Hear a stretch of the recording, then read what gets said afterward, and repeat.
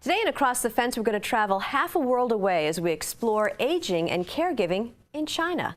Good afternoon and thanks for joining us. I'm Judy Simpson. My guest this afternoon lived in Shanghai, China for the first 8 months of 2012 as the winner of a Fulbright Senior Scholar Research Award. She was researching aging and elder care in China. It's a pleasure to welcome Jeanne Shea. Jeanne is a professor of anthropology and Asian studies at UVM. Thanks so much for being with us. Thank you. Let's start out talking a little bit about your background because you are a native Vermonter. Yes, I grew up in Fairfax, Vermont, and attended BFA Fairfax, and lived on a small farm in Vermont. And how did you become interested in Asia studies? Well, at school, in high school, I really loved the Foreign Cultures Club and studying about French. And when I was looking at the admission materials for Dartmouth College, I saw that you could study Chinese. And to me, as a small town Vermonter, that was an amazing concept to be able to study a different language. And so I started studying it, and found out that if you did well your first year of studying it, that you could go to China during the summer. And I also went abroad for the fall, so I stayed for 6 months in China, and that sort of hooked me. It's supposed to be a very difficult language to learn. I mean, isn't it a lot harder than French or Spanish? The initial thing that's hard is the tones, because there are 4 tones. Like, all of these would be different words. Ma, ma, ma, ma, ma, ma. And then there's also a 5th sort of neutral tone of ma. And if I said something like ma, ma, ma, ma, that would mean mother scolded the horse. So you have to learn to distinguish those different amazing. tones. And then but once you learn that, the grammar's pretty easy. The characters, though, are difficult, and you need to learn about 3,000 to 4,000 sort of ideographs, looking like pictures, in order to be able to read the newspaper well. That's incredible. Now, when did you start teaching at the University of Vermont? 1998, right after graduating from the anthropology program at Harvard. And so what is your area of specialization for your teaching research? My area of specialization is cultural anthropology, and then within that, medical anthropology, psychological anthropology, and the anthropology of aging. And so what interests you in Chinese culture and studying about that? Well, to begin with, it was just wanting to learn something about a very different culture. And then after that sort of initial encounter, I felt like, well, there's a lot of things that are similar as well, common human themes like suffering and joy and things like that. And really making friends in China, in Beijing and Shanghai and other places. And then it's just fascinating to watch as the country changes over time. It's experiencing tremendous economic development and social change, and also sort of following up with friends and see, how does their life change, how does my life change. And so how did you get interested in studying aging?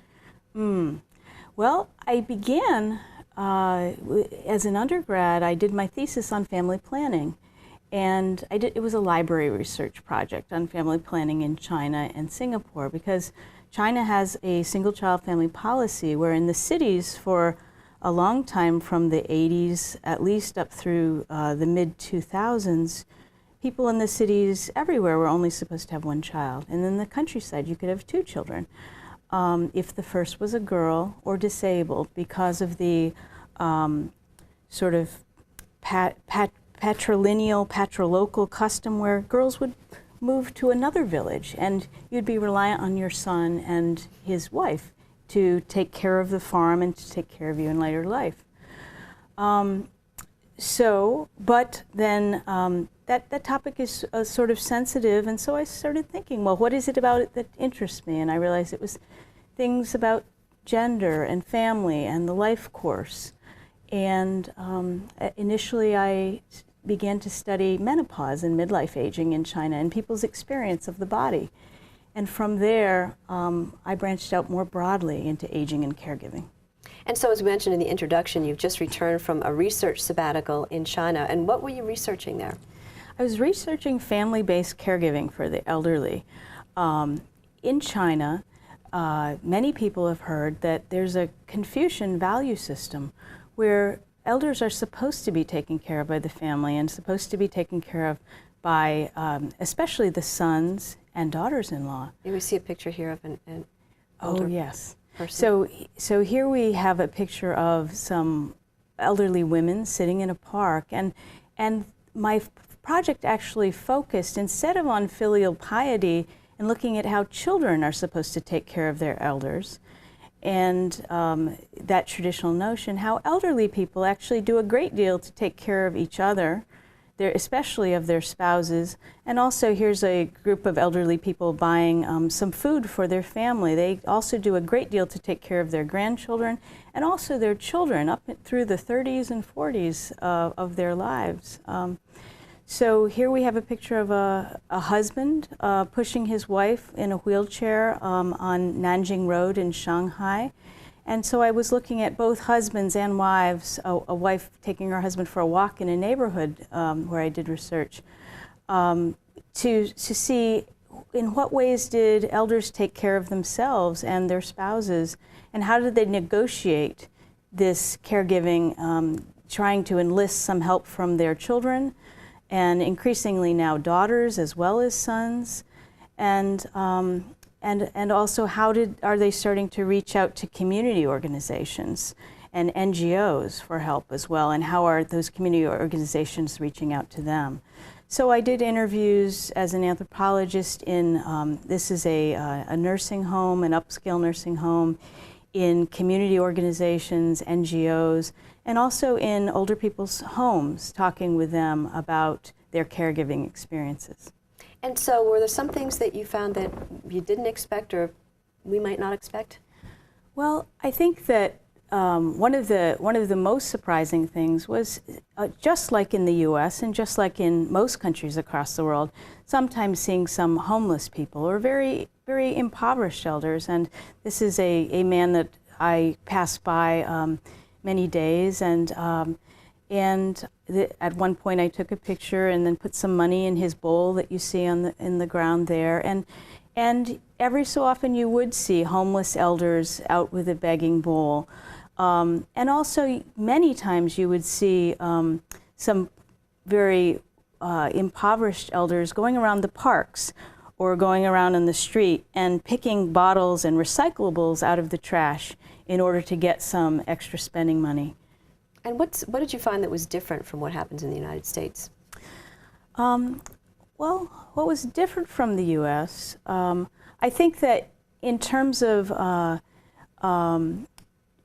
China is at a very exciting period now, where NGOs have just barely in the past, 10 or 15 years or so, starting to gain a foothold in China. And before it was the residential committees, or the sort of very, very most local arm of the government, who would help communities with all sorts of problems, including aging problems.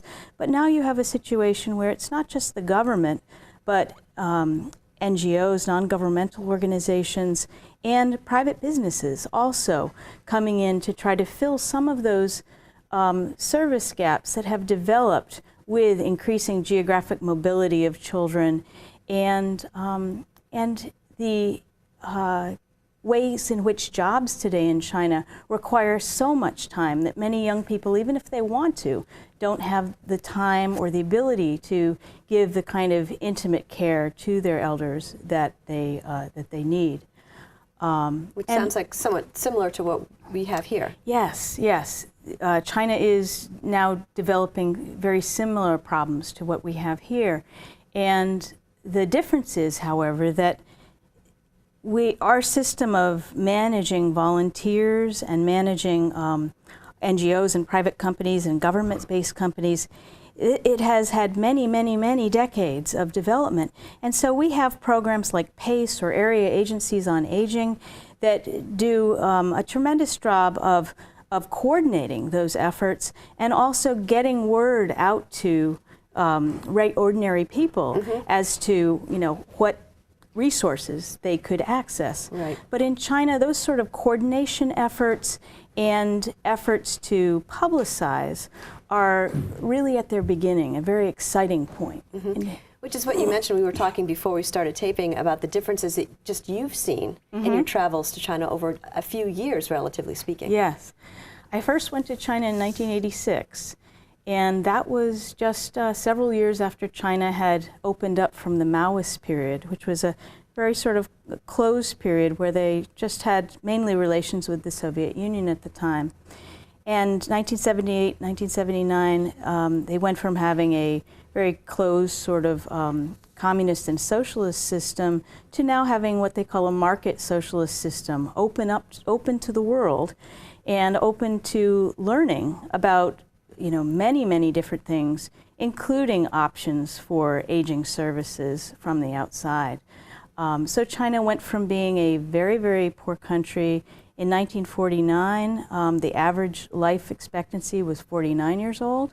Wow. It did increase during the socialist period because of economic development during that period, and continued to increase in the market reform era. And today, the life expectancy is in the high 70s. So just, you know, like across the world, life expectancy in most countries, not all, has been increasing.